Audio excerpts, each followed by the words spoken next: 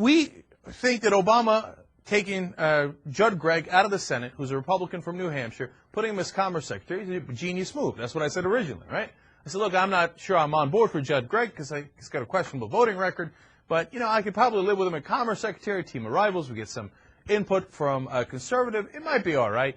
But the whole point is you have a Democratic governor in New Hampshire, and you will get your 60th Democratic senator, and the Senate will be filibuster-proof, so you don't need to worry about the Republicans, and you get all of your agenda through, and we get real change in America. Because the bottom line is, what is the policy? What is the substance? Are we going to get things done, or are we not going to get them done? Okay? So what did the Democrats do instead? They take Judd Gregg, they take a Republican, put him as the head of the Commerce Secretary, and, of course, the governor of New Hampshire, the Democratic governor of New Hampshire, appoints a Republican. I mean, these guys are slow, man. I don't want to use the word retarded. That gets some people in trouble, but they're slow. You think a Republican governor would have appointed a Democratic senator in the same situation? No, but nobody could be stupid enough to believe that. Nobody who lived through the last 8 years could possibly believe that. My God, man, you could lock up the Senate. You can get everything passed the next 2 years. And what do?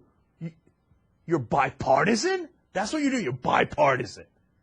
You're so stupid. You think they're going to play that same bipartisan game? They voted 177-0 against your stimulus package in the House. Where's their bipartisanship?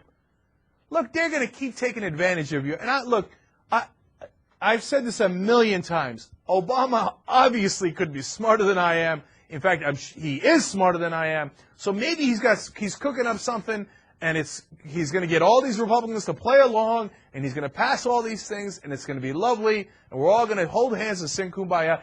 I swear to you, it is possible. I'm not pounding the gavel. I'm not saying it's not possible. But it's also possible that I'm right, that all of this action to try to bring the Republicans over isn't going to do a damn bit of good. They're never going to come over. They're going to obstruct you every single step of the way. And then the more you reach out to them, the more you encourage them to be more obstructionist, to grab the mic, get on TV and say, well, this is what our demands are. Demands? Demands? You got your ass handed to you in the last election.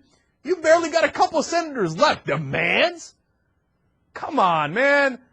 Look, why am I so angry over this? Because this kind of weakness, and before, the jury's out, and still the jury's out. But it's leaning more and more in the direction of weakness and not some sort of strategic brilliance.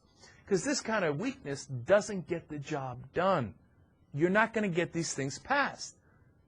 Okay, so now you gave him another Republican senator. And by the way, her name is J. Bonnie Newman. And they say she's a moderate, et cetera, et cetera. And I hope to God I'm wrong, and she votes with the Democrats from time to time, and they pass important health care reform, a new energy bill, get us off of foreign oil, et cetera, et cetera. Okay, I hope that all of that happens. But my guess is, not all the time, but on some absolutely critical votes, they will hold those 41 senators, including J. Bonnie frickin' Newman. They will hold them, and they will block whatever you're trying to do.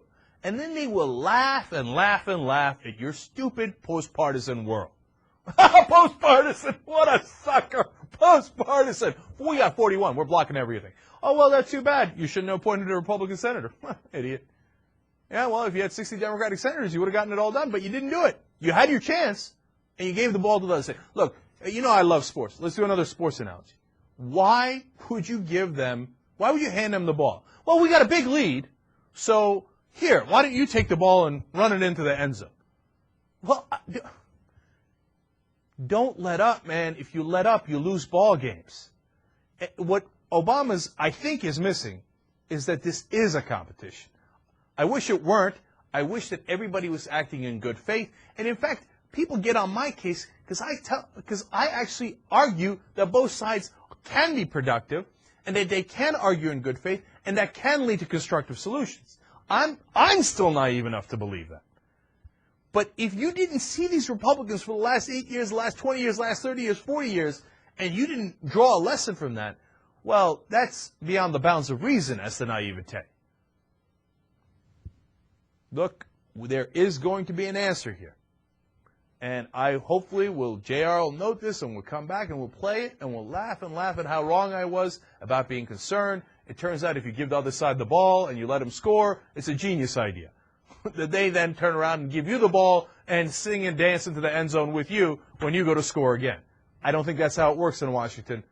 I think they're never going to come to your side and be interested in scoring with you or getting these things through.